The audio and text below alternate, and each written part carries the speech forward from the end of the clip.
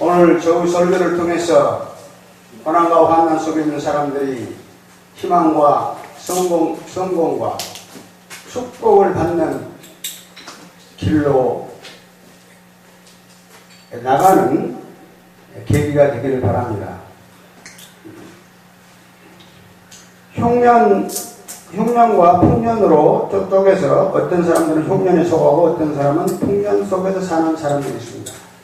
흉년은 농작물이 잘 안 되어가지고 굶주리게 되는 것이고, 풍년은 반대로 곡식이 수확이 잘 되어가지고 축복된 삶을 사는 것입니다. 북왕국 이스라엘의 이야기인데, 열왕기 4장 38절 41절 말씀을 가지고 말씀드리겠습니다.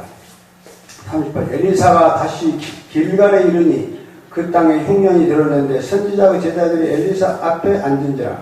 엘리사가 자기 사환에게 이르되 큰 솥을 걸고 선지자의 제자들을 위하여 국을 끓이라 하매, 국을 끓이라고 그랬어요.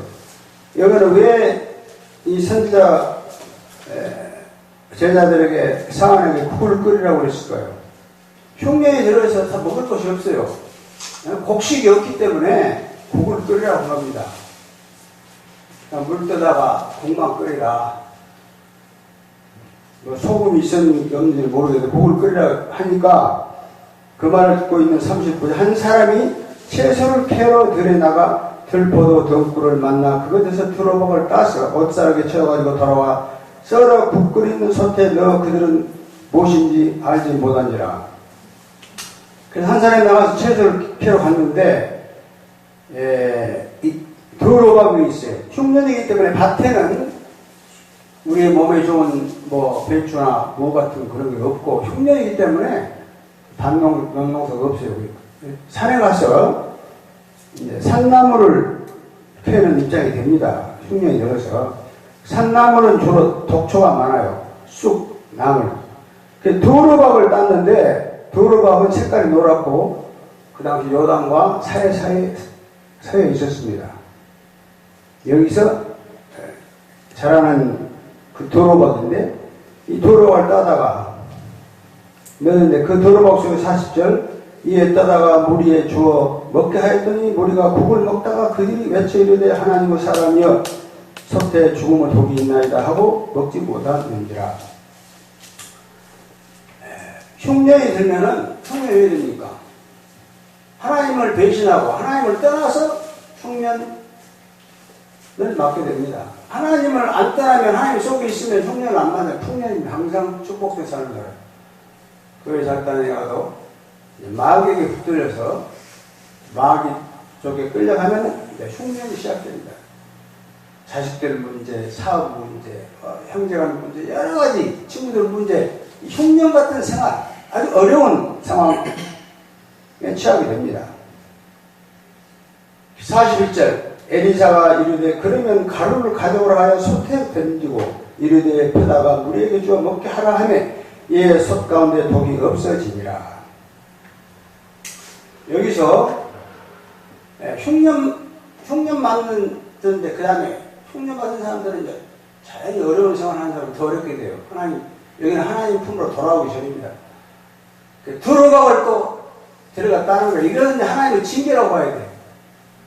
그 많은 산에 나무 종류가 있을 텐데 왜 두루박을 땄느냐. 이 독이 들어있는 두루박. 하나님이 이 사람들을 회개시키기 위해서, 또 살아계신 하나님의 힘을 보여주기 위해서 두루박을 따게 한 겁니다. 그래서 이 두루박을 먹고 독이 있다고 해서 사람들이 못 먹으니까 여기서 하나님의 사랑을 엘리사가 이르되 그러면 가루를 가져오라고 그랬어요. 여기서 가루를 가져오라. 이 가루를 던지니까 독이 없어졌어요. 이 가루는 뭐에서 하나님 말씀입니다.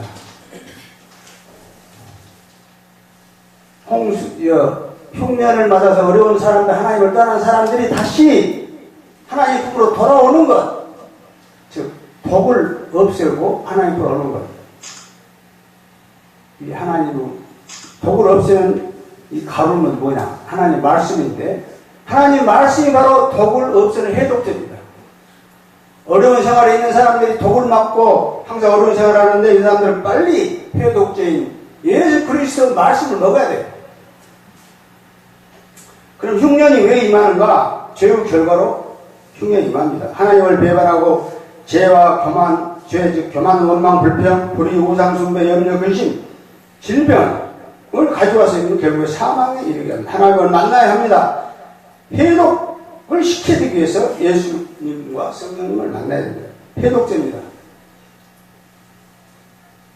병든 자들이 예수님의 손을 들고 다 낫고 가난한 자들이 또 배고픔을 다 없애고 이런 것들 그 어려운 사람들에는 독을 예수님이 해독시켜주는 역할을 합니다. 예수 그리스도 우리의 영혼, 육과 삶을 병들게 하는 모든 독으로부터 해방시켜줄 수 있습니다.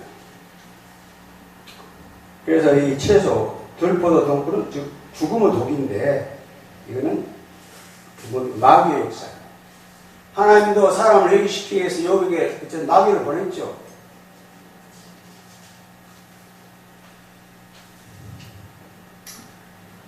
오늘 말씀은 이 흉년이라는 것은 쉽게 말해 죄에 대한 하나님의 진노입니다.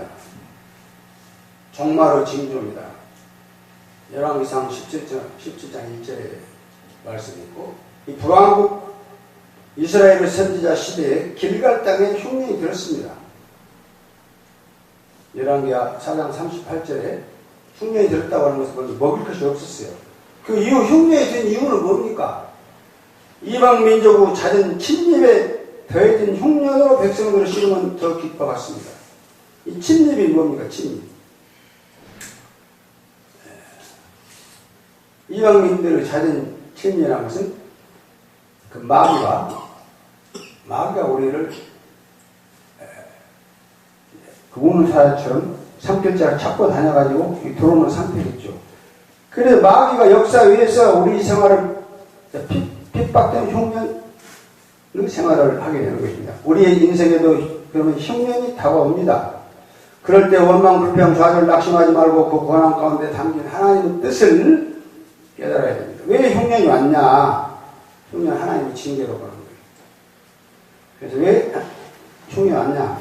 그 가운데 하나님의 뜻을 깨달아야 됩니다. 하나님이 자기 품으로 사랑하는 자식들은 하나님의 징계를 합니다. 하나님의 징계하지 않는 사람은 사생하라고 했습니다.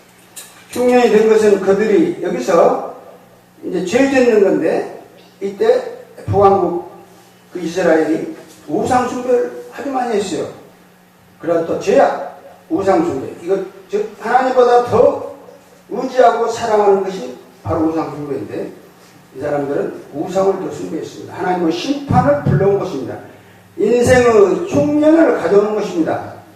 우상을 버리고 회개하면 하나님께 돌아오면 용서받고 회복됩니다. 독이 든 신부는 여기서 들호박인데 엘리사의 명을 받은 종 들에서 딴 들호박을 넣은 국을 끓여 제자들에게 줍니다. 국을 먹던 제자들이 아우성 죽음의 독이 있어 먹을 수 없다고 했습니다. 열왕기하 4장 39에 40절. 종들은 들호박의 독성이 있다는 것을 몰랐습니다. 제자들 먹기에는 바빴습니다. 그러나 이 독이라고 하는 것은 세상 문화를 또 말합니다. 독. 육신을 속여 안 먹고 이성을 사랑, 하나님을 사랑하지 말라는 것에 빠져있는 사람들 독으로 배를 채워서는 안 됩니다. 우리는 영적인 존재입니다. 그래서 하나님의 말씀을 영적 양식으로 삼고 깨어 기도함으로써 영적 분별력을 발휘해야 됩니다. 그럴 때만이 세상 온갖 독으로부터 보호받고 중독을 피할 수 있는 것입니다.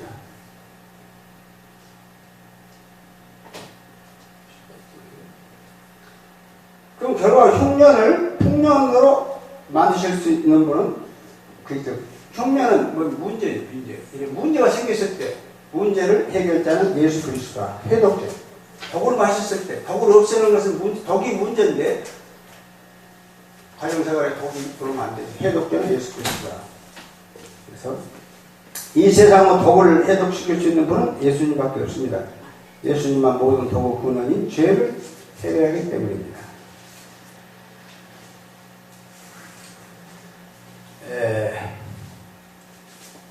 오늘 이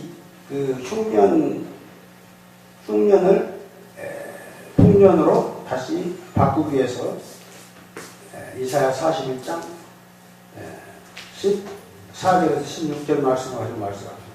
보라, 내가 너를 이가 날카로운 새 타작기로 삼으리니 내가 산들을 쳐서 부술 것이고 부스러기를 만들고 작은 산들을 개같이 만들 것이라고 그랬어요. 새 타작기 아주 타작치잖아요. 시골에서 용사지어가지고 타작기계.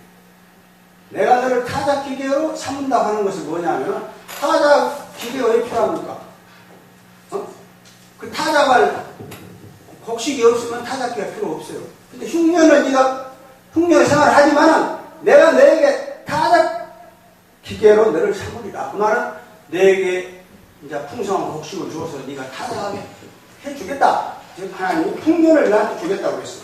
산들을 그러면 그 타작기계로 산들을 쳐서 부석을 만든다. 생활의 장애물, 즉 독주를 다 없애버리고 또 작은 산들 전부 다 장애물입니다. 개같이 만들 것이다. 내가 그들을 까부른즉 생활의 얼음, 까부른즉 바람이 그들을 날리겠고 해오리 바람이 그들을 흩어버릴 것이다. 바람은 뭐 성령의 바람이야. 성령의 바람, 해오리 바람, 성령의 바람이 그런 독을 다 흩어버리고 너는 여호와를 말미암아 즐거워하겠고. 그래서 그렇게 이제 풍년된 삶을 사니까 이스라엘 거룩한 자로만 사랑하라고 했어요. 흉년맞은 사람들은 하나님의 자녀들 구원을 어려움 난관을 극복하고 축복된 사실을 바랍니다. 히브리 6장 14절 하나님 말씀대로 내가 너를 반드시 복주고 복주면 너를 번성케 하고 번성케 하라고 해서 하나님 뭡니까? 내가 너를 복주고 복주라고 했잖아요. 지금 흉년 속에 있는 사람들도 하나님 이 말씀을 붙잡고 하나님이 나에게 복주고 번성케 하라고 했으니까 이 말씀대로 되리라 믿고 날마다 기도하는 삶을 살았겠습니다. 이번에 지금 우리가 이 흉년된 삶을 풍년된 삶으로 바꾸기 위해서 이건 개인의 흉년뿐이 아니라 국가도 마찬가지입니다.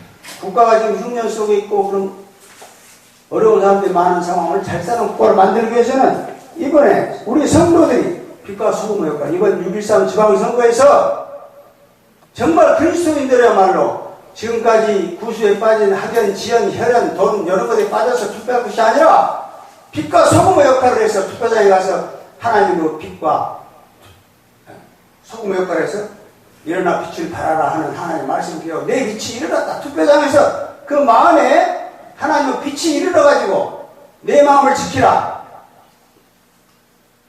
모르는 내 마음을 지키라고 그랬어요. 생명을 그런 예수 남이라고 그랬어요.